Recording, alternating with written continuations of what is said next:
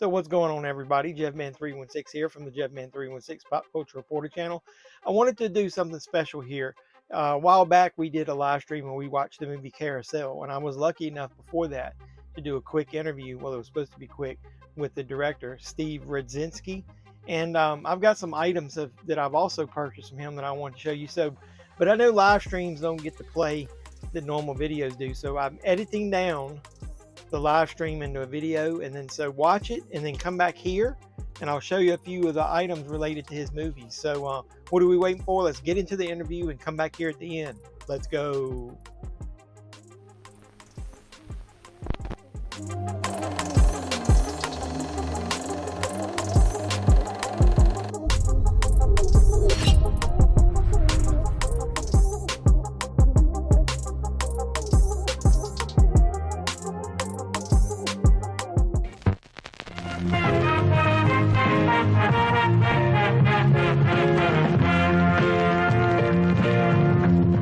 Diana, there's something I want to ask you. Yes, Clark? Is that a carousel horse over there? Get your hand off me, motherfucker. Now, you may not believe this, and I'm not sure I do, but the scene you just saw is from one of Roger Ebert's favorite movies. The subject this week is guilty pleasures, movies we've stored away in a special compartment of our movie-going memories. Now you can have a picnic in hell! Oh, boy. All right. I really need to come up with better stuff to say. I've used the same thing like 3 times in a half hour. Gotta work on that. It may not be good, but it's certainly not that bad either. You get a silly grin on your face, and you sound half defensive, and you admit that, I don't know, I kind of liked it.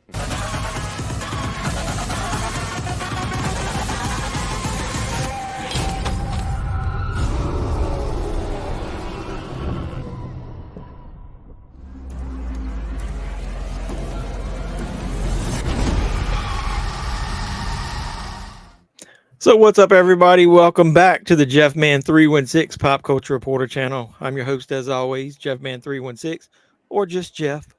And as you can see, I'm not alone on the screen tonight. We got our special edition, as I've been telling you guys, of Let's Watch a Movie. We're going to watch Carousel together. We're going to do the watch along after this, but we got a special guest here. We've got Steve Too Handsome Rudzinski himself, the writer, one of the writers, and the director of the film, and I ask him to stop by and say hi to you guys and talk about it a little bit. So how you doing, Steve?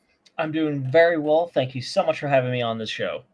Not a problem. Like I said, I already see in the chat what I told my guys is I'm going to respect your time. You said you only are going to be able to be on here for, about 15 minutes. So what I'll do is, unless they ask something specific about your movies, I'll do all the pleasantries once we get onto the mainstream. But one of the main fans who talked me into, I was mentioning it to you before we came on live, was Cody. He's in the house. He's the one that was part of the Shockaholics. And as we were doing these live streams, we'd watch a lot of Tubi, obviously, since that's free. Yeah. And he was talking about that a lot of the Wild Eye releasing stuff that he and I talk about was on there. And then every week for about a month, when we were trying to decide at the end what we're going to watch, Cody said, CarousHELL. So I promised him I would watch it, and then shortly thereafter, I contacted you about buying them. So, which is great. Thanks, Cody. Yeah, I got both of the physical media releases. If you look at my channel, I'm a physical media collector. And I actually was watching one of the interviews you did where you were talking about the artwork of the DVD being so much different than these. Mm-hmm. And that is I don't double dip a lot, but I will say the poster artwork on that DVD is pretty amazing. It's like the one you signed. Oh, that I bought from your store. Did you help come up with any of that art, or did they do it for any of these? Wild Eye, that poster is just leftover stock of when Wild Eye created the poster art for CarousHELL 1. The art for CarousHELL 2, I did specifically commission from an artist. Laura Trexillo is the one that did that, yeah. And she did a really fantastic job, really got the whole tone of it, like crashing through the Nazi flag, 5 out of 5. Yeah, that's cool. So before we actually dive into that, and like I said, to try to save some time, I thought I'd ask you a couple questions that I came up with, and then if the guys want to chime in or whatever. But I was watching one of the interviews you did, and they said that you were I think you're the one that actually said it, that you were inspired at an early age to be a director and to do film by the movie Army of Darkness. Did I get that right? Yes, sir. So I love that film as well. I just recently saw Evil Dead Rise. So could you explain, like, by watching that, what kind of hit the nerve with you about making you want to make movies after watching that one in particular? Well, I mean, I always liked horror, and I think I don't really have a very specific good answer to that. It's a great question. It's one I actually don't get asked. I get asked what the trigger was, but not why. I think it may just be the fact that, as a kid, I really liked horror growing up. Like, the first movie I ever saw at the age of 3 was A Nightmare on Elm Street. Wow. But I also still really liked silly, dumb stuff and like live action cartoons. I loved Ernest growing up. I always loved Ernest P. Worrell. And I think maybe it was a case where when I saw Army of Darkness, I saw that movies can be whatever I want them to be, because that was horror and Ernest P. Worrell. That was my first exposure to the Evil Dead franchise. I was 12 years old at the time, and I loved it. And also, I think it was just, there was something going on. It was a bad time for me. I do remember that. I don't remember what it was, but probably related to my mother. But I remember Army of Darkness making me feel just like really, really good and really, really happy. And I laughed a lot, and I completely forgot about my problems. And although that wasn't like the only time that's happened to me watching a movie up to that point, obviously, I think what I just described, but also that moment of like, movies can do this. Movies have that sort of magic, and all art does, to be clear. All art can do that. All art, that's kind of the purpose of it, in my opinion. But that was like the big one where it made me say, no, this is what I want to do. I don't want to write comic books. I don't want to get into video games. I want to make movies to do for other people what Army of Darkness just did for me. Well, that's cool. Yeah, I've loved movies my whole life. I'm a little older than you. My favorite movie is Jaws, and then my second favorite movie is Halloween. So they just both happen to be horror movies. So I kind of, like you, got lost in it a little bit, but more when I was growing up, I actually wanted to know how that stuff was made. Mm-hmm. The Army of Darkness was the first Evil Dead movie I saw. I didn't see the original two, and then I liked it so much and went back and watched it. And I was like, what the hell? It was like so different. Yeah, that first one especially. It's just like night and day. Having so much comedy in it, and the other one's not having hardly any. But the second one was kind of a good mix. I mean, I honestly, like, when I first saw Evil Dead 1, I was also thrown off by it. But ever since I've watched it since, I still think that movie is full of a ton of laughs. Not the same kind, but there's so much slapstick with how much Bruce gets his ass beat just for the sake of Bruce getting his ass beat. The excessive amount of blood being thrown in actors' faces, like that's not horror, that's silly in a good way, but it was definitely, Evil Dead 1 had way more of like, we're going to take the threat a lot more seriously than the future films would by comparison. What was the actual first movie? I was looking at the list here from the insert.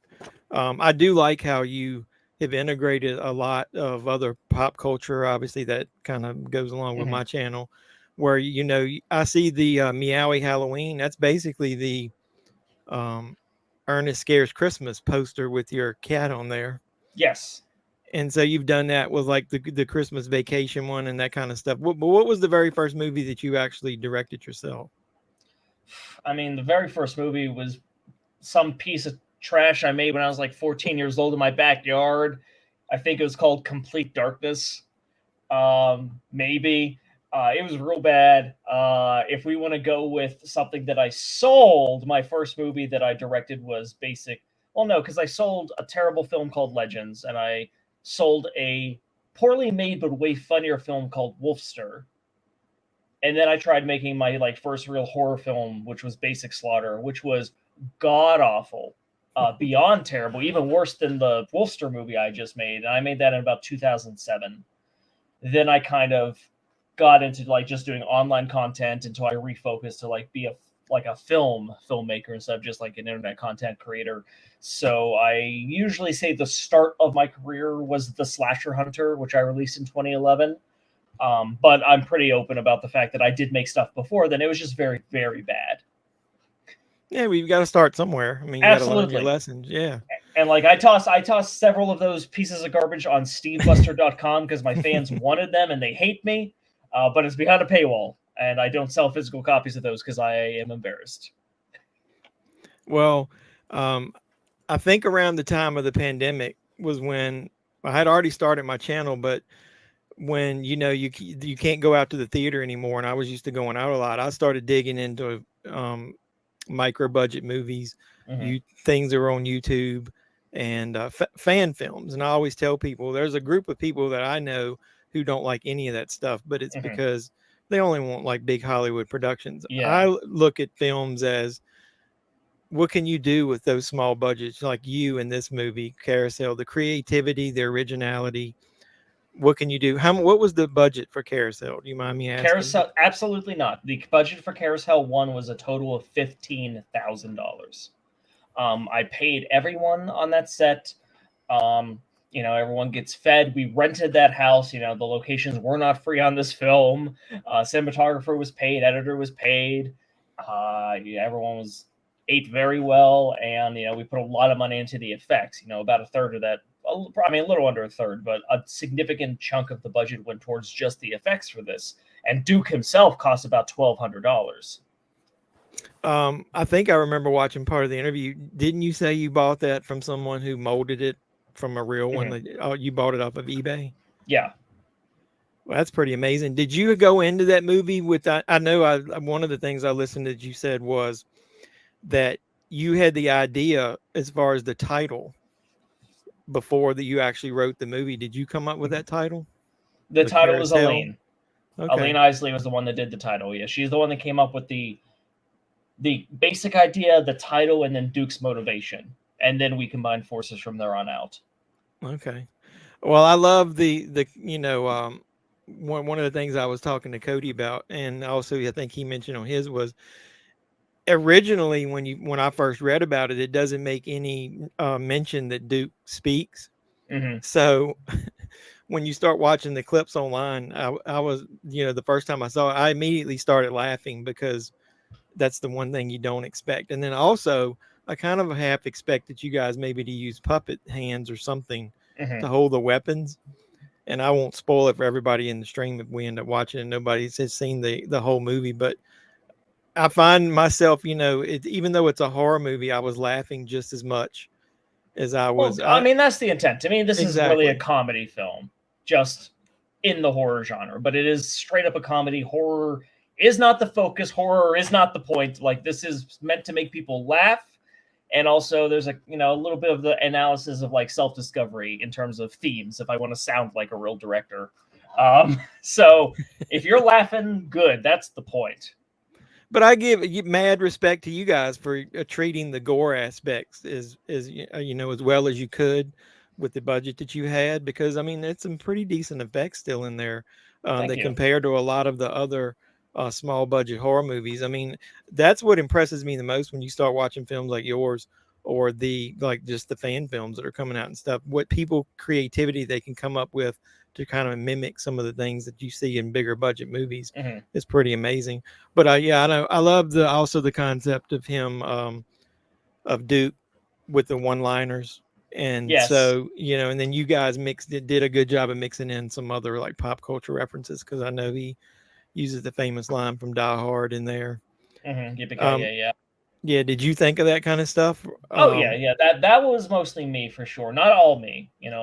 Aline will be the one to tell you that about 30% of the script of the first film was her, and the rest was me. All the pizza puns were her. Oh, really? Yeah, those are all her. And like some of the party stuff was her. Like I had never known of the game, never have I ever before she described it to me. So that was a learning experience. But like a lot of Duke's writing was definitely me as like a big Freddy fan. Like I've always wanted to make a charismatic killer something movie. And this was my chance. So I went all out, and I knew a lot of this movie making or breaking would be on if you liked Duke as a character and if you were signed on to the silliness by the picnic scene. And if you are, buckle up. The rest of this movie's for you. The sequel might be for you as well. And the third might be for you as well. If you don't like the movie by the picnic scene, you can just turn it off and go ahead and leave the franchise. The rest of this is not going to win you over. I can see that, but you you also did a good job with the comedy. I mean, you actually play one of the best characters in the movie. Thank you. The pizza delivery guy. I didn't look it up. I apologize. Did your character okay. was it were you named in the movie? I don't remember. Yeah, Joe. Joe. Okay, I couldn't remember that. But yeah, just the whole running concept of you can't get paid, and then the girl trying to hit on your character the whole time. Did you? I always wondered. I forgot. I didn't even ask Cody if he asked you this, but did you have any? Was that a reference to anything? There's a couple movies that have running gags with people not getting paid in there. Or was that just something you came up with on the fly? That was just something we came up with when we were coming up with character ideas. We were just like, there should be a pizza guy that delivers pizza here, and his entire character arc is that he just keeps not getting paid because things happen. And then that evolved into basically being one of the co-leads, but that wasn't even like the original concept on paper. It was just the funny idea to us that there's this pizza guy there the whole time, just like, can someone pay me? Yeah, well, that's pretty neat. And like I said, the concept of her hitting on you and you not even realizing was just as funny as that. So it was almost like every other scene it was bouncing back and forth to that. So I thought that was pretty creative as well. But did one last thing I'll ask you about Duke is, did you go into it where who come up with the point that it was going to be a unicorn instead of that just was a regular? All Aline. That was all Okay. Aline. In fact, the way Aline pitched the idea to me was we should make a comedy horror movie about a killer carousel horse. Wait, no, killer carousel unicorn. Like, she changed like the original idea that she had 5 minutes prior in that sentence to me. Because the minute I saw it, I was like, there's going to be multiple people that have to get killed with that horn. I mean, that was one of the most creative ideas because he immediately has a weapon without actually needing a weapon. And that's why when we started writing the outline, I said to her, my line in the sand was, I only want him to use the horn for the first kill. And then for the rest of the movie, I want him to be Jason Voorhees with his like cave of weapons wherever they come from. We don't know, and it doesn't matter. I chuckled at the kill where he cuts the girl's throat with the wire. That's basically straight up Jason Voorhees right there. Because I was like, once again, how does he get the wire over the tree to get it around her neck? Because it's a tall tree. It's so I appreciate the callback to Friday the 13th there.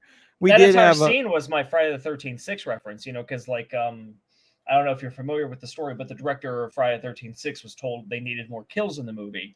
So like he just threw like 3 extra kills in it, and it was like this random couple on a picnic in the middle of the woods at night, just so Jason could kill them. So I did the exact same thing with CarousHELL. I read the script and just like, it feels like I'm missing something around here. I'm going to have 2 people going on a picnic in the middle of nowhere for no reason aside from Duke killing them.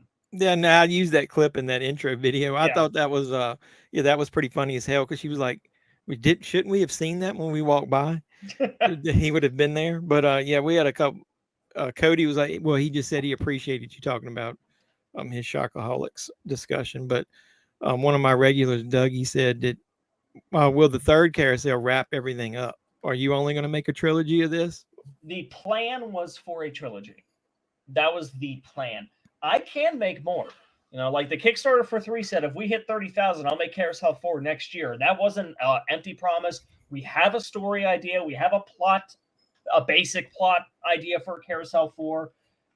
But like CarousHELL 4 wouldn't be an exceptionally big movement of Duke's character like this trilogy is. This trilogy from the get-go.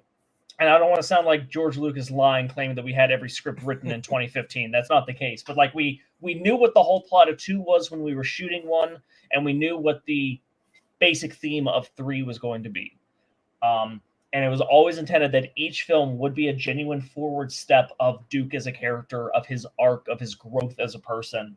And I know this is a silly, wacky killer carousel series, but that sort of stuff to me is really important because that's kind of what makes this stuff stand out to me as a consumer. So 3 will wrap up this character arc for Duke.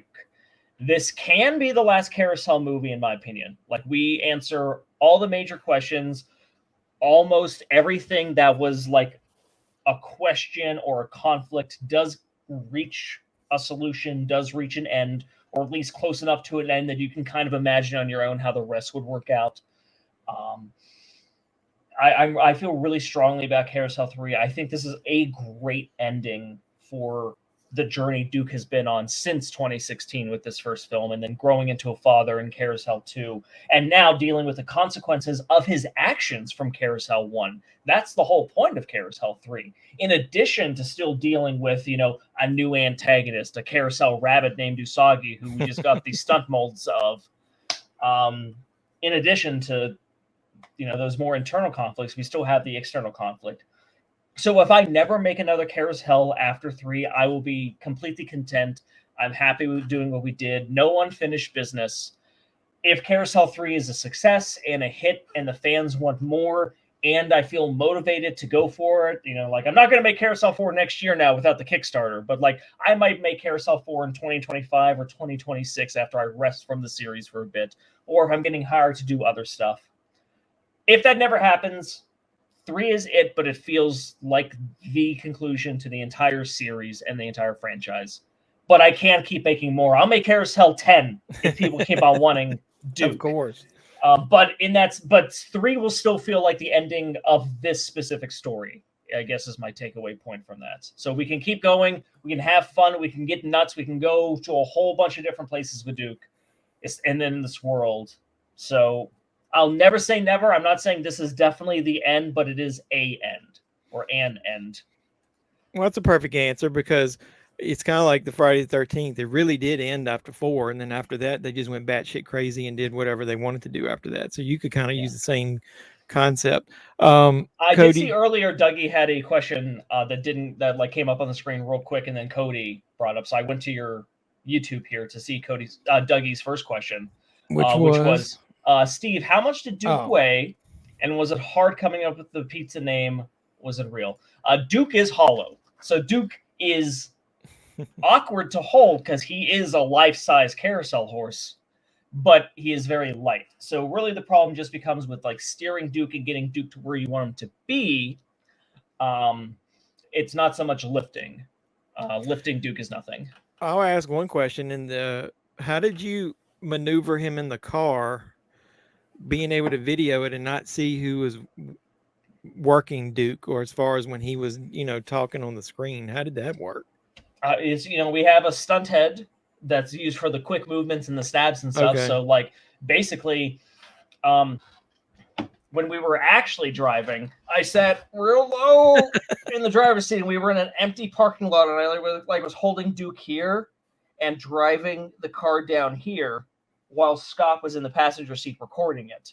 And then we went even further in Carousel 2 with the driving shots in that, where we had someone in the front driving while I was in the back holding Duke, and we also had the moonroof open, so we get a shot outside the car where you can just see Duke from the top driving and stuff. So see folks, that's real special effects there. He went all in with that one. Dude, there's no Duke driving scenes in 3. I'm sorry. Spoilers. He said, did you paint that in the beginning to look like Jason Voorhees' hockey mask? No, that is so I put together a little Roy Burns cosplay during the pandemic shutdowns because I really like Roy, and it's a cheap costume. So I found a custom painted hockey mask that was Roy's, and then I just got a blue jumpsuit, and bada boom, it was done. But then NECA re-released their collector's hockey mask, and I don't know if they found a box of them or if they remade a shipment of the New Beginning hockey masks, because those things for a while were on eBay for hundreds of dollars. So the moment NECA put them up new, I grabbed one for $50, and I think they're very easy to find now. But it looks great. It's aged. It's not really meant for wearing though. I've used it as a prop in a couple of shoots, but if you try to put it on, it's very wide. It's not. It's meant to be on a shelf like that. Exactly. It's not meant to be on a face. Big fan of New Beginning, and the blue hockey mask always looked way cooler to me than the red. And then Cody said, yeah, you do have to make a 4th. He's like, please.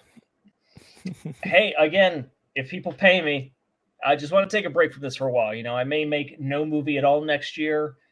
Between Shingles and Carousel 3, Amityville Christmas Vacation, I've had a very busy several years. And even Carousel 2, when Carousel 2 finally came off,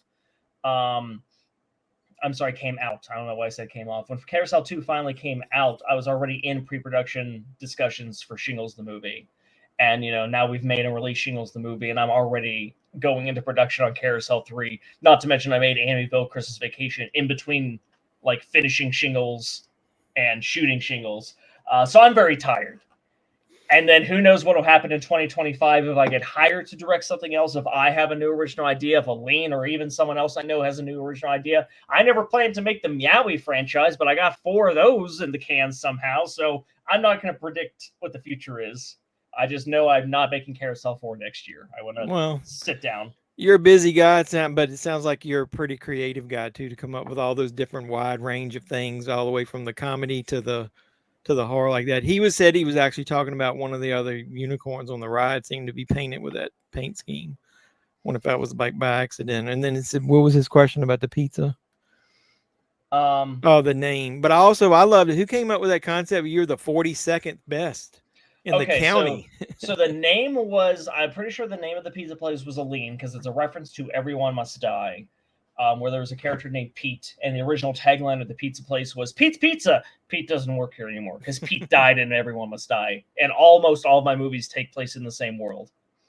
The 42nd best was 100% me. And it is because I was coming home from a trip to California with my wife, and we had a layover somewhere. I used to, it's not Minnesota. It was an international airport in the north. Like it might have been Wisconsin or Michigan, doesn't matter, but it's a big international airport. Minneapolis, it doesn't matter. But we had like 2 hours to kill, so we were walking around the airport, taking our time going to the like gate that our plane would eventually be at before we got dinner and stuff. And on one of the people movers was a bunch of advertisements, and one of the advertisements was this gorgeous island, like waterfalls, tropical trees, a beautiful like resort area, and on the poster it said, whatever the company's name was, the 42nd best resort. And that's it. And I started laughing and laughing. Like, I'm sure they mean they're the 42nd best resort in the world, and there's thousands of resorts, so that's huge. I get that. But to phrase it that way, instead of saying like top 50, we're in the top 50 best in the world, baby. No, it's like we're the 42nd best. So that has never left my brain. And then when we started writing the script, I said, no, it's going to be Pete's Pizza, the 42nd best in the county. The Pussy Barn is number 1 in the county canonically. Oh, okay. But they went out of business between Carousel 1 and 2. So Pete's Pizza went up a notch, and Pete's Pizza went up a notch in the Meowie movie. So now Pete's Pizza is at 40. It's the 40th best pizza place in the world, in the county. And that's what I was going to mention to everybody, but you already did. But I loved how, because I haven't seen a lot of your movies, but I've read about a lot of them. I've watched clips, how you basically everything's in the same universe. I thought that was pretty everything neat, except the way you for did that. Super Task Force and Shingles. Okay. Yeah. And just so everybody, we were talking about Shingles before we came on the air. That's the latest anthology movie that Steve has directed, and he said that you can rent it. Did you say rent it for $2 on Amazon Prime? Yeah, it's on Amazon Prime for rental or digital purchase. And then if you like really love the movie and want to own it physically, you just need to buy it from the cool guys that hired me to make it, the guys that wrote the books, Authors and Dragons. Their website for the movie is shinglesthemovie.com. It's on DVD and Blu-ray, which I authored myself. So they're pretty good. Well, I don't want to keep you much longer. We're approaching 30 minutes, and I said I would only do 15. But I will ask you one random question. That's just, I saw there's been a couple videos I've watched, and I've noticed you had a wrestling belt. Yes. In the background in one or whatever. Are you a wrestling fan? I'm a huge fan of wrestling, yeah. Number one, you should probably, I know you said you incorporated a wrestling ring in one of your movies. Which movie was that? Because that's the one A Meowie Christmas Vacation. Okay. I need to check that out. We've done some wrestling watch-alongs here. A bunch of us are wrestling fans, so I figured I would ask, if you like wrestling, just randomly, what's your favorite wrestler? I mean, it's a tie. It's been a tie for years, and it's between Kazuchika Okada and Kenny Omega. Okay, well, that's a real wrestling fan's answer right there. So. Yeah, like Okada, like Kenny is like that big, huge personification of a wrestling character that does explosive, amazing stuff in the ring while being an over-the-top person. And Okada is just like, he's a damn prodigy. Like, everything he does is the cleanest, most perfect, amazing. It's like a textbook wrestler in I every agree way with that. possible. Plus, his charisma is off the roof on top of that. I missed the balloon maker a little bit, but yeah, like phenomenal. I've met both those guys. They were both great. Okada was a big old cheese ball, and I love that. I did see Dougie clarify. No, we didn't paint anything else on that ride. That was an actual ride in the park. There was no custom paint jobs. The one just had polka dots. I guess for the front, maybe it looks like Jason Max, but that was not the intent. Well, that's actually kind of then just a cool coincidence then. Yeah. I think we All made right. the joke like that horse was diseased because it looked like it had chicken pox. Like, it didn't look like nice polka dots at all. All right. Well, Steve, I really appreciate. I want to respect your time here, but it meant a lot for me for you to come on here onto the channel and talk with us about your movies. I'm personally have really been trying to push people to watch more micro budget movies, fan films, that kind of stuff, because like I said, the creativity that's involved in those, about using those budgets the way you guys do, always amazes me. And just it's the amount of effort and the details that you put into a script just like this for a movie about a killer carousel, not horse but unicorn, is pretty awesome. And like I said, there's always something I think anybody can find entertaining about these movies. It's like you said, if nothing else, you'll laugh your ass off through most of it, especially the sex scene. Yeah. How you got that actress to do that without rolling and laughing the whole time? That's some awesome directing there. We were cracking up. Like, every single time we yelled cut, like the sound guy, Scott on camera, Aline there, for, like for helping with puppeteering, me and the actors, we laughed after every cut. And then, that's no longer the only inanimate object sex scene I've directed. So this has become a staple of my life. Oh well, keep it rolling, man. And like I said, it's been good. The ones I've watched so far and any that I enjoy, I'll definitely cover on this channel. And I know you got Cody over there as an advocate too, pushing, talking about your stuff too. So thanks, that's one of the things probably connected us, is liking these type of films. So like I said, if nothing else, you can go out and purchase these Blu-rays right now of both films, the Carousel and Carousel the Second. It was on the website, Spotlight?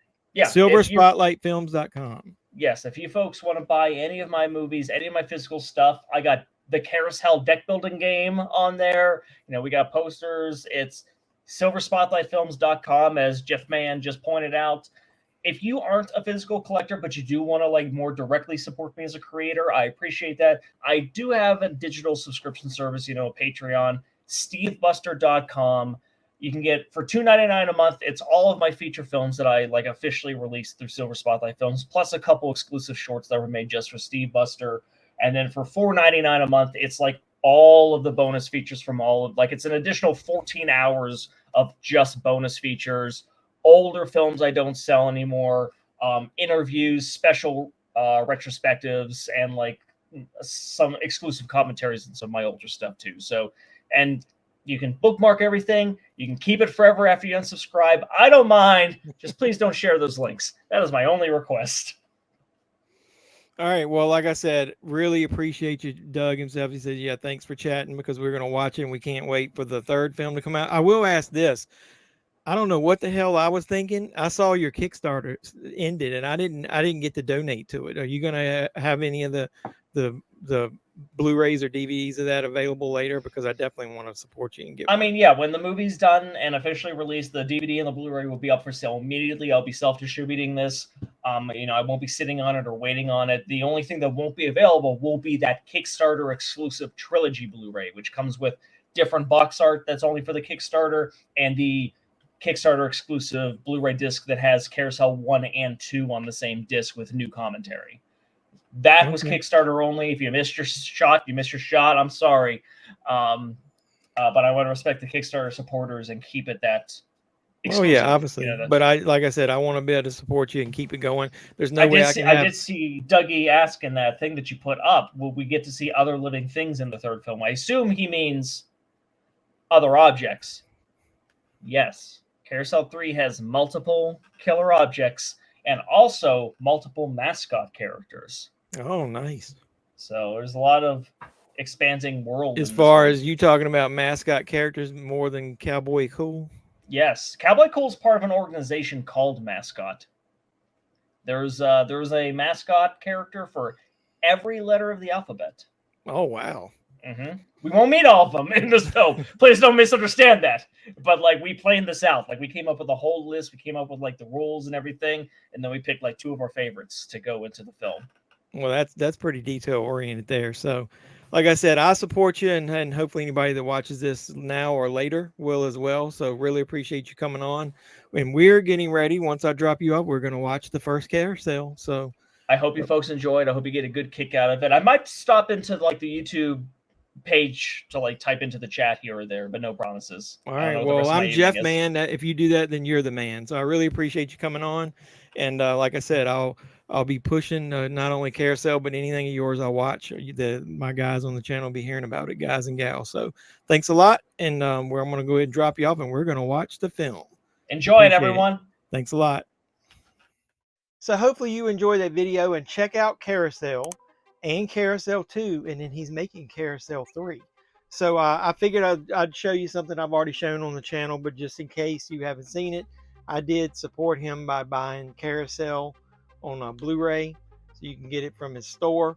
And then I bought Carousel 2 as well, and then watched the nightmare of a video that I went through getting this Carousel DVD from eBay. Let's just say it involved pubes. If you want to see that, I'll put a card here, but watch that. The last thing I thought I would show you, and I've mentioned this on a live stream, is I purchased this directly from him. The Silver Spotlight Films anniversary album, Silver Spotlight, featuring music from 10 years of movies by Steve-O Bortz and Carson Move. I don't know how to pronounce that. I apologize. I'm terrible with names, but it's got music from all of his movies here. So you got Slasher Hunter, Everyone Must Die, Super Task Force, Captain Z and the Terror of Leviathan, Red Christmas, The Survivors, Carousel, Gizmo Cat, A Meowie Christmas, A Meowie Halloween, A Meowie St. Patrick's Day, A Meowie Christmas Vacation. So it's got obviously 2 sides, and all those tracks there that we can enjoy. So this was the last one he had, and he was gracious enough to sell it to me. So hopefully you guys enjoyed going back and watching the interview. Like I said, I wanted to make sure that it got posted as a video, since that was part of a live stream. Hopefully you liked it. And if you did, you liked my video here. Comment down below. Let me know if you've watched any of these movies, especially Carousel, and what'd you think of it. If you didn't want to do the watch along with us, subscribe to the channel if you haven't already. And if you are a subscriber, do that last little thing, hit the notification bell. You'll know when I post new videos. So until next time, boys and girls, this is JevMan316, and I'm your pop culture reporter, and I'm signing out saying you guys be safe out there.